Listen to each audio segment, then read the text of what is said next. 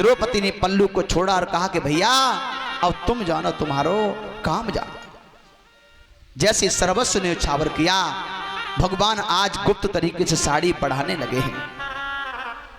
दुशासन खींच रहा है और भगवान साड़ी बढ़ाते जा रहे हैं, साड़ी के ढेर लगते जा रहे हैं, पर द्रौपदी नगिन नहीं हो रही है।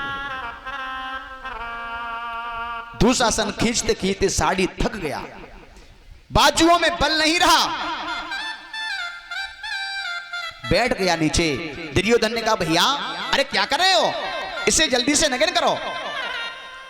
दुशासन ने कहा मेरी तो कुछ समझ नहीं आ रहा है, भगवान ने पूरी नारी की साड़ी बना दी है क्या? नारी बीच साड़ी है कि साड़ी की ही नारी है, समझ में नहीं आ रहा है। ये बात जैसे कही और तब तक भगवान का प्रादुर्भाव हो गया, अपने भेष में भगवान खड़े हो गए। कहा कि दुर्योधन ओह ये तुम्हारी सभा में क्या हो रहा है? दुर्योधन ने कहा कि द्रौपदी को नगिन किया जा रहा है। क्यों, ऐसा क्यों? बोले पहली बात तो हमने जीत लिया है। अरे जीत लिया तो इसका मतलब किसी की इज्जत को लूटोगे? नहीं नहीं नहीं, बात दूसरी और भी है कि क्या कि जब एक दिन हम इसके यहां गए तो इसने बड़ा मेरा अपमान किया था और आज मैं अपने अपमान का बदला ले रहा हूं, इसको मैं नग्न करके अपनी जंगा पर बिठाऊंगा। भगवान बोले दुर्योधन एक बात कहें, तुम्हें एक बात तो पता होगी। बोले क्या? कि बदला किससे लिया जाता है मालूम है? ये सब बदला उससे लिया जाता है जो अपने बराबर का होता है, और स्त्री तो अबला होती है और आप अबला से बदला ले रहे हो। तुम्हें कौन छत्री कहेगा दुनिया में, बताओ? कोई छत्री कहने वाला नहीं है। अपने से जो निर्धन होते हैं, गरीब होते हैं, उनसे कभी बदला नहीं लेना चाहिए, उनको तो क्षमा कर देना चाहिए, दंडित भी नहीं करना चाहिए। और अबलाओं को तो कभी दंडित करना ही नहीं चाहिए, उनको तो समझा बुझा के छोड़ दो। लेकिन दुर्योधन ने कहा आप कह रहे हैं तो छोड़ तो देंगे, पर हमने जितना जीत लिया है ना, सबसे पहले तो वो हम देंगे नहीं वापस, सब मेरा है। और द्रौपदी को तब छोड़ेंगे। इन पांडवों से कहिए ये 13 वर्ष के लिए वनवास भोगने के लिए जाए, 13 वर्ष के लिए, और 13वीं वर्ष भी होगी तो वो अज्ञातवास की होगी। और अज्ञातवास में अगर पहचान हो गई ना कि यही द्रौपदी यही पांडव, तो इनको फिर जाना पड़ेगा 13 वर्ष के लिए। अगर ये मंजूर हो तो बताइए। भगवान ने कहा पांडवों से बोलो क्या कहना चाहते हो, आप जाओगे नहीं 13 वर्ष के लिए? पांडवों ने कहा आपकी जैसी इच्छा, बिल्कुल जाएंगे। 13 वर्ष के लिए वनवास दुर्योधन ने मांगा पांडवों के लिए। अच्छा 13 वर्ष का ही वनवास क्यों मांगा था? माता कैकेयी ने राम के लिए 14 वर्ष का ही वनवास क्यों मांगा था? इसमें भी रहस्य है। 13 वर्ष का वनवास इसलिए मांगा पांडवों के लिए क्योंकि पांडव चले जाएंगे 13 वर्ष के लिए, क्योंकि ये द्वापर का कानून था। द्वापर में जैसे कोई राजा जिस राज्य का उत्तराधिकारी होता था और वो 13 वर्ष तक उस गद्दी पर नहीं बैठता था, तो 14वीं वर्ष में उसका अधिकारी नहीं रहता था, ये नियम था। तो विचार किया दुर्योधन ने कि 13 वर्ष के लिए पांडव चले जाएंगे वन में, 14वीं वर्ष में लौटेंगे, फिर हम हमेशा के लिए राजा बने रहेंगे हस्तिनापुर के, हमेशा के लिए। लेकिन पांडव 13 वर्ष के लिए। अच्छा ऐसा ही नियम त्रेता में था, ये द्वापर का बता रहे हैं, त्रेता में भी यही नियम था। क्योंकि कैकेयी माता ने कहा कि 14 वर्ष के लिए राम जी जंगल में जाएंगे, 14 वर्ष के लिए, क्योंकि राम जाएंगे 14 वर्ष के लिए, तो फिर 15वीं वर्ष में लौटेंगे, तो हमारा बेटा फिर हमेशा के लिए राजा बना रहेगा। और राम 15वीं वर्ष में राजा बनने वाले हैं नहीं। लेकिन जब भरत गए थे चित्रकूट पर राम जी के पास बुलाने के लिए, तो जब राम जी नहीं लौटे तो भरत ने अंत में एक ही बात कही राम जी से, कहा कि भैया कोई बात नहीं, आप नहीं लौट रहे हो, आपको चढ़ खड़ाऊं रख करके और हम उस गद्दी पर रखेंगे, समाज की सेवा करेंगे, पर 14 वर्ष के भीतर ही लौट के आ जाना, 15वीं वर्ष ना लगे, 14 वर्ष के अंदर ही आ जाना, भले ही एक दिन रह जाए। और अगर तुम 15वीं वर्ष में लौटे तो समझ लेना कि तुम्हारा भैया भरत इस दुनिया में नहीं है। भरत जैसा भैया तो मिल ही नहीं सकता है प्यारे। राम जी 14 वर्ष के अंदर ही लौट के आए थे, पूरे 14 वर्ष नहीं बिताई थी। एक दिन रह गया था, उन्हें मालूम था कि एक दिन वो भी व्यतीत हो गया तो मेरा भैया भरत आत्महत्या कर लेगा, मर जाएगा। इसलिए इधर जो है आज कलयुग में भी, कलयुग में रह गई 12 वर्षें। अब तो 12 सालाना बनता है ना। अगर हमने अपने घर की या खेत की या किसी प्लॉट की इत्यादि की अगर हमने सुरक्षा नहीं की 12 वर्ष तक, तो कानून 12 वर्ष का रिकॉर्ड मांगती है। आप 12 वर्ष तक कहाँ रही, और नहीं तो दूसरे के खजाने में जा सकता है, नहीं तो सरकार के खजाने में भी जा सकता है। आपका कोई अधिकार नहीं है 12 वर्ष के बाद। फिर ये कानून का नियम है भैया। अब पांडव तैयार हो गए, 13 वर्ष के लिए जंगल में गए और बड़े बड़े दुखों का सामना किया, और भगवान पर उनके हमेशा साथ रहे। भगवान ने मदद की। पांडवों ने अपने अस्त्र शस्त्रों को 6 कुर के वृक्ष पर टांग दिया, और महाराज कमल धेनु के भेषों को छिपा करके रहे, बड़े बड़े कष्ट उठाए, और इस प्रकार उन्होंने 13 वर्ष बिता दी। लेकिन जब समय गुजर गया तो एक बात कही कृष्ण भगवान से। अर्जुन ने कहा कि हे भगवान, अब मेरे भैया दुर्योधन से जाकर के कह दो कि वो थोड़ी सी मुझे भूमि दे दे, जिससे कि मेरे पेट का पालन हो सके। हम कब तक भटकते रहेंगे। तो भगवान ने कहा हम जाकर के बात करेंगे।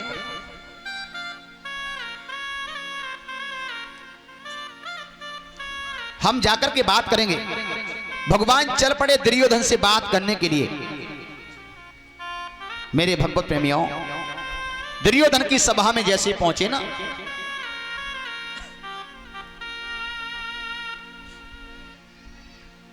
दुर्योधन ने बड़ा स्वागत किया, सम्मान किया,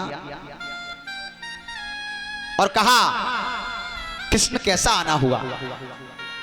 भगवान ने कहा हम इसलिए आए हैं, देखिए भैया, आखिर वो 5 पांडव हैं तो आपके भाई ही। एक काम करो, थोड़ी सी उनको भूमि दे दो, जिससे उनके पेट का पालन हो सके। दुर्योधन ने कहा सब कुछ कहना, पर इसी बात को मत कहना, मैं बिना युद्ध के सुई की नोक के बराबर उनको भूमि नहीं दे सकता हूं, बिना युद्ध के।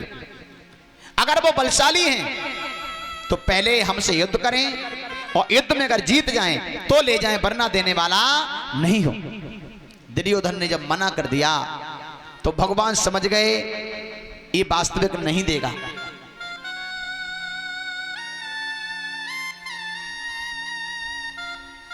भगवान थोड़ी देर रुके, और उसके बाद में भगवान कहने लगे देखो भाई दुर्योधन, हम तो जा रहे हैं, क्योंकि अर्जुन हमारा इंतजार कर रहे हैं और मुझे जाना है। जैसे तैयार हुए तो दुर्योधन ने कहा आप जा रहे हो, थोड़ा भोजन किया जाए, उसके बाद जाना। भगवान ने कहा कि हमारे अंदर भूख ही नहीं है। अब जब भगवान को भूख कहां लगती है, जहां लोगों के अंदर भाव होता है।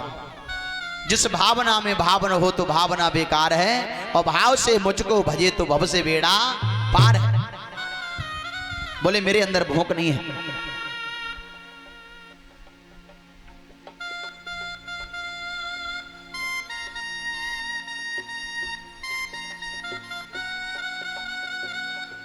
मेरे अंदर भूख नहीं है।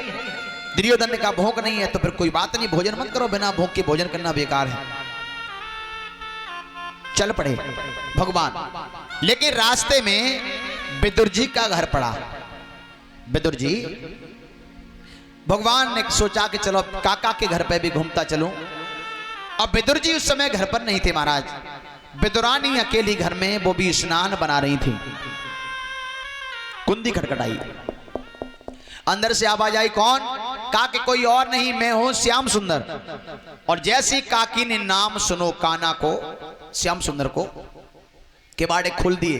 जबकि भीगी धोती पहने हुई थी, किवाड़े खोल दिए, और जैसी लाला को देखो तो हृदय गदगद हो गए। आज तो मेरी कन्हैया आ गई। अब इतनी भाव विभोर हो गई लाला को देख करके, उन्होंने क्या काम किया, बैठने की व्यवस्था की। तो पीढ़ी निकाल के लाई, पीढ़ी, और वो भी पीढ़ी उल्टी डाल दी, और उल्टी पीढ़ी पे भगवान बैठ गए। अच्छा, पीढ़ी देखी आप लोगों ने? पीढ़ी, वो 4 पाई का छोटा सा बच्चा होता है ना, वही पीढ़ी। हाँ हाँ, पहले चाकी चलती थी माता, तब वही बैठ के चलाया करती थी। तो उल्टी डाल दी। अब भगवान खुशी खुशी बैठ गए। अच्छा, आज आपके घर में कोई मेहमान आ जाए और तुम उल्टी खटिया डाल दो, दोबारा आएगा? बोले भारम जाए रिश्तेदारी ऐसे, इतना अपमान, उल्टी खटिया डाल दी, आएगा नहीं दोबारा। लेकिन भगवान बड़े प्रसन्न और उल्टी पीढ़ी पे बैठ गए। अब सोचा कि पता नहीं लाला कहां से आए होंगे, अब भूख भी लगी होगी, तो घर में घुस के गई माँ विद्रानी और केला रखे हुए थे, थोड़े से केला निकाल के ले आई और छील छील के इतनी भाप भोर के छिलका मुंह में दे रही।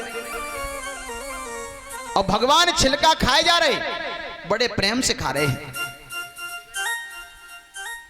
और वो भी प्रेम में छिलका खा रहे हैं, गूदा कोने में फेंक रही। और तब तक विदुर जी का आना हो गया। विदुर जी ने देखा, ओ हो, हमारी विदुरानी इतनी पागल, पहली बात तो उल्टी पीढ़ी पे कन्हैया को बैठा दिया, इतना अपमान, उठाए के सीधी पीढ़ी पे बिठायो हैं? और क्या देखा, कोने में गूदा पड़ा हुआ था। समझ गए इस पगली ने कन्हैया को छिलका खिला दिया। अब स्वयं घर में घुस के गए, थोड़े केला बचे हुए थे उठा के ले आए, अब स्वयं खिलाने लगे छील छील के, और गूदा भगवान को खिला रहे। और मालूम क्या कह रहे, ये बताओ, पहले जब तुम्हारी काकी खिला रही थी तब स्वाद आ रहा था कि जब मैं खिला रहा हूं तब स्वाद आ रहा है? तो उसी समय भगवान बोले, काका अगर मैं बताऊं तो आप नाराज हो जाओगे। नहीं बताइए, स्वाद पहले आ रहा था, अब स्वाद अब आ रहा है। तो उसी समय भगवान बोले कि स्वाद छिलकों में था, वो गूदे में नहीं, और विदुरानी का मुझे भोलापन भाग गया।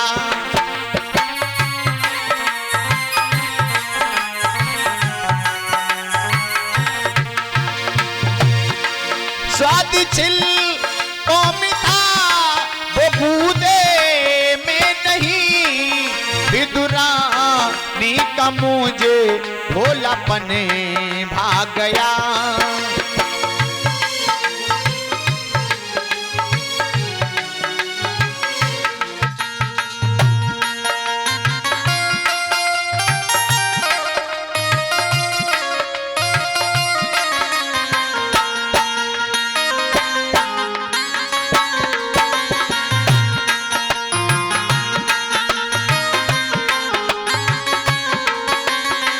भोलापन भाग गया। भगवान बोले, काका मैं स्वाद का भूखा नहीं हूं, मैं तो भाव का भूखा हूं।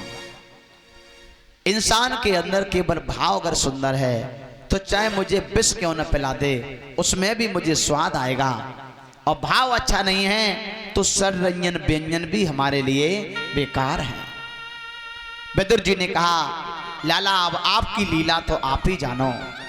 और भगवान ने प्रणाम किया विदुर जी को, कहा कि काका फिर कभी मौका मिलेगा तो घूमने आएंगे, और हम जा रहे हैं क्योंकि अर्जुन मेरा इंतजार कर रहे हैं। भगवान अर्जुन के पास पहुंचे और अर्जुन ने पूछा, कहिए भगवान क्या कहा मेरे भैया दुर्योधन ने, वो कितनी हमें जमीन देगा? भगवान बोले, देगा? उसने कहा कि मैं बिना युद्ध के सुई की नोक के बराबर नहीं दूंगा, अब तो तुम्हें युद्ध करना ही पड़ेगा।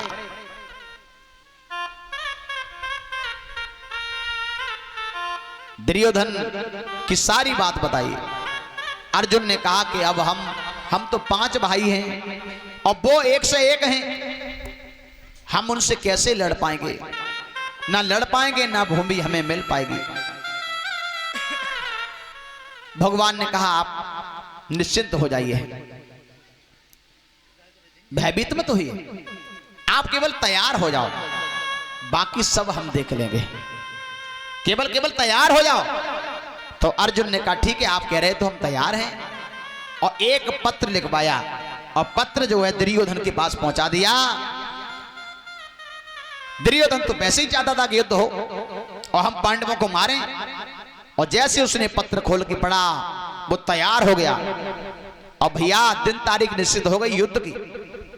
अच्छा, पहले युद्ध जो होता था वो तिथि के हिसाब से होता था, दिन के हिसाब से, हाँ धर्म युद्ध होता था ना, लेकिन आजकल जैसा नहीं। पहले युद्ध जो है उसकी कुछ बहुत सारी प्रक्रियाएं होती थी। पीछे से लोग वार नहीं करते थे, सामने से ही वार करते थे दुश्मन के। और एक और नियम था कि जैसे सूर्य अस्त हो जाते थे तो फिर लड़ाई बंद हो जाती थी। सूर्य जैसे निकले तो लड़ाई शुरू, और सूर्य अस्त हुए तो लड़ाई बंद। लेकिन आज तो बिल्कुल ठीक विपरीत है। पहले था तो लेकिन कम था, लेकिन आज तो बिल्कुल ही विपरीत है। अब तो जैसे सूर्य अस्त हुए, अंधेरा हुआ, लड़ाई शुरू, और जैसे सूर्य निकले लड़ाई बंद। फिर आप पहचान नहीं कर सकते कि कौन किसका दुश्मन है। विपरीत, ठीक उल्टा। पहले लोग सामने से वार करते थे, लेकिन आज पीछे से वार करते हैं।